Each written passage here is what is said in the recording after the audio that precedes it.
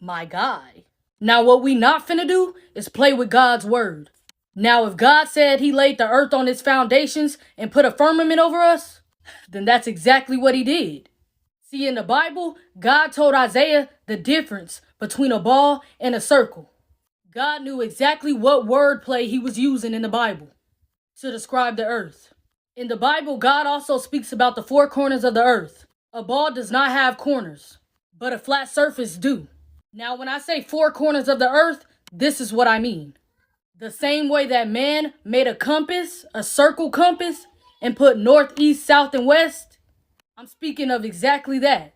God also says in the Bible that he set a compass upon the face of the earth. Now, remember when I said that God made the earth as a compass? Okay, so let's talk about it. Now, the compass only recognizes north. North always points towards the center. Hint, the North Pole. Any other direction is only based off the direction of north. How could a compass point south on a globe if they are saying that south is downwards? East and west are curved lines that constantly readjust to align with north. So y'all question is, how come when I'm flying in a plane, I end up in the same place I came from? Well, that only happens with east and west. So if you say that you circled the whole world and ended up in the same place, that's because you were going east and west. But let me tell you something, traveling south is a whole different ballgame. See, because south is any direction leaving the center. See, because if you begin to head south, you will reach the Antarctica ice wall. So traveling south, you will never end up back at the same place. See, because there's a reason they won't allow y'all to travel south and end up at the ice wall. Like, bruh, come on. Even the compass don't want you traveling south. That's why it always points back to north, telling you to turn around every time you start to travel south. See, because if you decide to keep going and get past that ice wall, you will realize there is in fact a firmament over us, keeping anyone from leaving this earth. We couldn't be living in a globe if we wanted to. See, water has to be contained. They say that the earth is 71% water, so that by itself would be impossible. And I know y'all probably be wondering, where do rainbows come from? Now, scientists will tell you they self, to make a rainbow, you need water, light, and a mirror.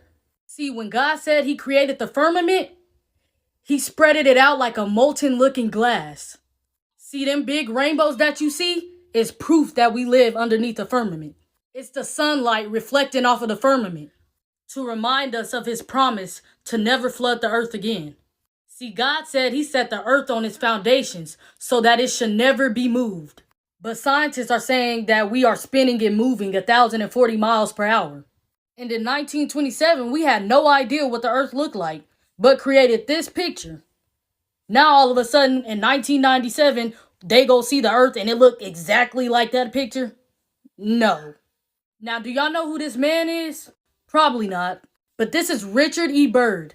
He was one of the first to discover Antarctica in 1928. See, he found evidence of the flat earth with the firmament over us. Even in his diaries and writings, he said it. See, he traveled all the way to the four corners of the earth. See, and when he found this discovery, what did our government do? They all went down to Antarctica 3 years later to claim a piece of it and to keep the truth hidden from us. That's why the Antarctica ice wall today is just like Area 51. Nobody could go there. Why is that? Are they hiding the truth? See, because that's what it seems like. Because that's what it is. See, and they just keep telling y'all all these lies and y'all just get brainwashed by it. They tell y'all they fly to the moon. See, because my question is, how you gonna fly to the moon when God said he made two great lights, the greater light to rule the day and the lesser light to rule the night? Meaning that the moon and the sun ain't even solid objects. They're luminary. You can't just go up there and land on it. Like, come on, bro. Everybody know that landing was fake. The flag up there waving. You could see a shadow on the moon. Y'all talking about the stars is outer space. But in the videos and in the pictures, there's no stars in space. See, because y'all gonna have to do more than that to convince me. Because in Romans 3 and 4, God said, let Yah be the truth and every man a liar. But I know y'all gonna ask me, Anaya, how do sunsets work if the earth is flat? See, in Job 9 and 7, God says, who commands the sun and it does not rise? See, on y'all's globe Earth, y'all believe that the sun is setting and rising, but in reality, it's all just about perspective. For example, have y'all ever heard of a vanishing point? See, because in reality, the sun and the moon are not setting and rising, they are rotating. See, because the farther that is getting away from us to rotate around the Earth, it's seeming as if it's going down. And the closer that is getting from making its way back around to us, it seems as if it's rising. It's all due to perspective from where we're at.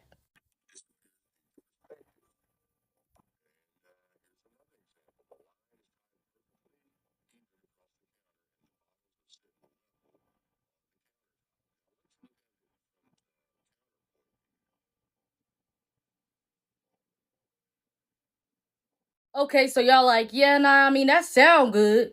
But how do seasons work then?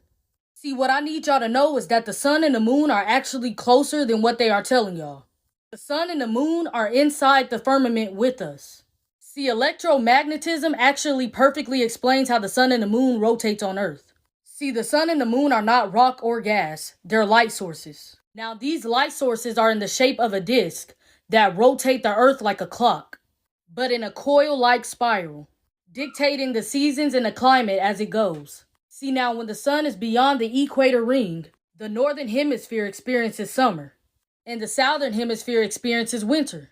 Inversely, when below the equator ring, the southern hemisphere will experience summer, and the northern hemisphere will experience winter. They got y'all thinking that there's life beyond the earth. There is no space, there is no other planets out there. God says he sits at the top of the firmament. Those planets that y'all are seeing in those telescopes, those are called wandering stars.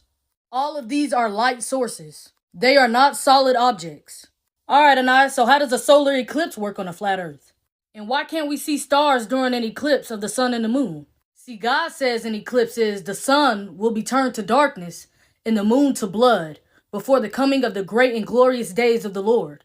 As so, see, a solar eclipse happens when the sun and the moon decides to rotate over each other.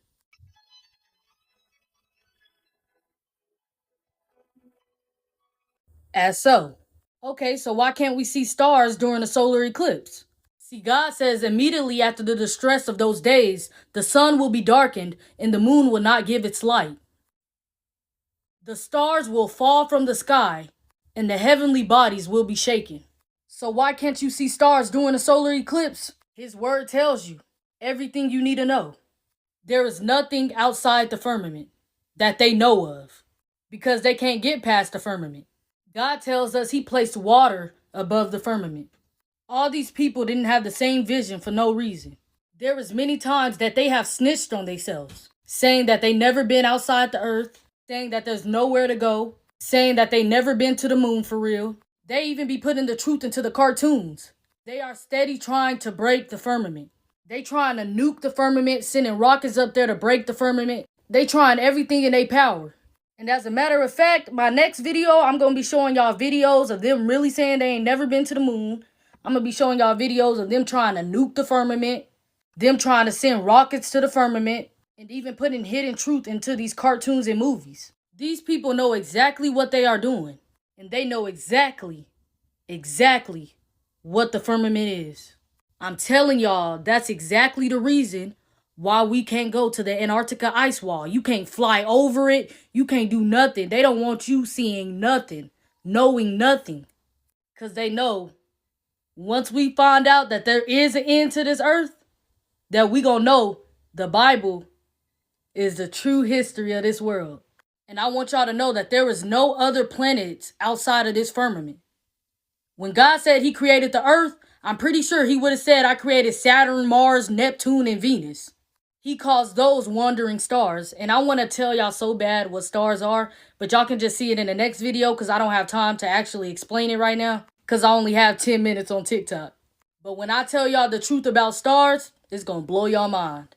See, because what I want y'all to know is back in the day in them old Bibles, before all the wordings was getting changed into their own interpretation, in 2 Samuel 11:11, it said that the earth was flat. But that was before they started changing everything, so people wouldn't know the truth. And that's why God said those who took away from his word and added to his word will be greatly punished. So the whole point to this video is, Let Yah be the truth, and every man